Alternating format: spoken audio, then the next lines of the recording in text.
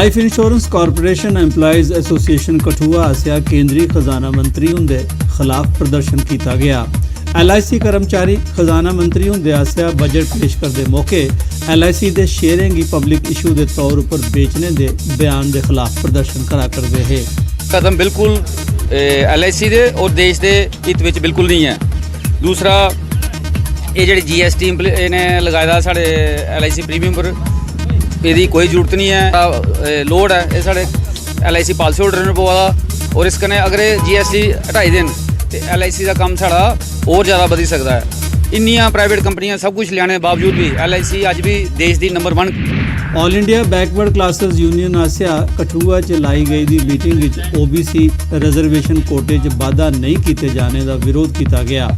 Union के प्रधान अब्दुल मलिक हुंदा गलाना है जो जम्मू कश्मीर के यूनियन टैरेटरी बनने ते धारा 370 हटाने के बाद उन्हें मेद ही जो OBC कोटे च 27% इजाफा किया जाग। उन्हें आख्या जेकर सरकार ने कोटे च इजाफा नहीं किया तो उसकी इसका खमियाजा भुगतना पड़ेगा। हमारे जो बैकवर्ड क्लास के समाज के लोग हैं, इन्होंने ये सोचा था कि आर्टिकल 370 की वजह से हो सकता है हमारे जो राइट्स हैं वो रोके गए, लेकिन यहाँ उल्टा हो गया। हमें आर्टिकल 370 हटाने के बाद भी हमारे साथ वही मजाक किया गया जो पहले हमारे साथ मजाक करते थे। रजौरी जिले के समोट इलाके च सेना आसिया साबका फौजियों कन्ने मलाटी का कार्यक्रम आयोजित किया गया। कार्यक्रम राहें साबका फौजियों की केंद्र सरकार आसिया चलाई जा रही बख-बख कल्याणकारी स्कीमें की जानकारी दी गई। इसके अलावा उनकी समस्याएं बारे भी जानकारी हासिल की गई। कार्यक्रम में नौजवानों की कौशल विकास की सिखलाई देने, बच्चियों की सशक्त बनाने बारे किए जाने वाले उपाय बारे भी चर्चा की गई।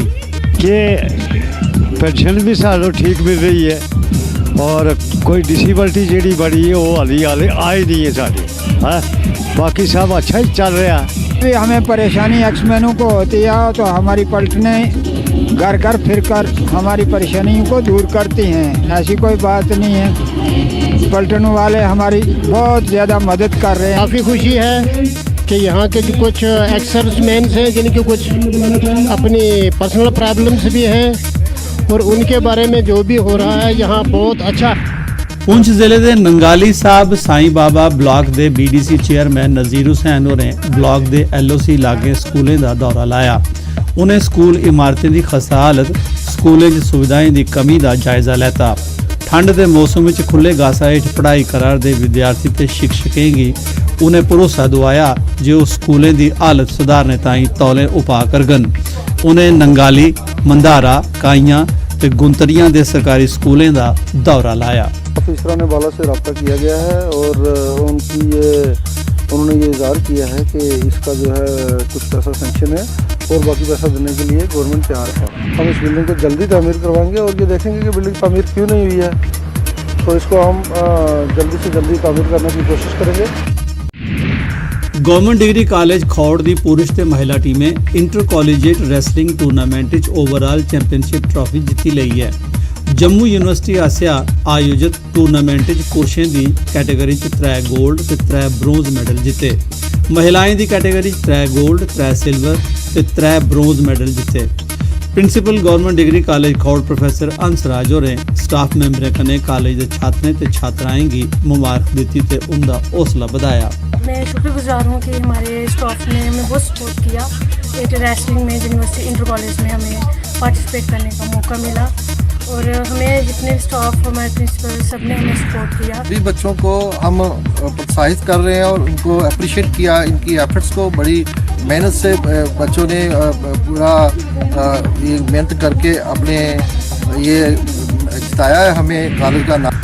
District development commissioner Rajouri Mohammad Nazir Sheikh होरें नौजवानों की ऊर्जा की तमीरी कम्में वक्खी खास करिए स्पोर्ट्स पासे लाने ताईं मुतलका महकमे के अधिकारियों कन्नै मीटिंग लाई। मीटिंग में क्रिकेट टूर्नामेंट आयोजित करने बारे फैसला किया गया। रजौरी के नौजवान जिला की सिविल ते पुलिस इंतजामिया के सहयोग कन्नै आयोजित करगन। टूर्नामेंट 16 फरवरी थमा डिस्ट्रिक्ट पुलिस लाइन्स रजौरी शुरू होग। Tournament Jammu Kashmir union territory थमा बाहर दी टीमां भी हिस्सा लैंगन। टूर्नामेंट ट्रॉफी जीतने वाली टीम की 1 लाख रुपए का नकद इनाम जबकि रनर्स अप की 50,000 रुपए दिए जाएंगे। पुंछ ਜ਼ਿਲ੍ਹੇ ਦੇ ਮੰਡੀ ਤਹਿਸੀਲ ਹੈੱਡਕੁਆਟਰ ਤੇ ਮੰਡੀ ਤਹਿਸੀਲ ਕੰਪਲੈਕਸ ਵਿੱਚ ਸਰਕਾਰੀ ਦਫ਼ਤਰ ਹੋਣੇ ਦੇ ਬਾਵਜੂਦ ਥਾਰ-ਥਾਰ ਗੰਦ ਤੇ ਕੂੜੇ ਕਰਕਟ ਦੇ ਢੇਰ ਲੱਗੇ ਦੇ ਨੇ। ਇਹ ਨਜ਼ਾਰਾ ਦੇਖੀ ਪਤਾ ਚੱਲਦਾ ਹੈ ਜੇ ਕਰੋੜਾਂ ਰੁਪਏ ਦੇ ਸਵੱਛਤਾ ਅਭਿयान ਦੇ ਪ੍ਰਤੀ ਸਰਕਾਰੀ सतह पर कितनी संवेदनशीलता है।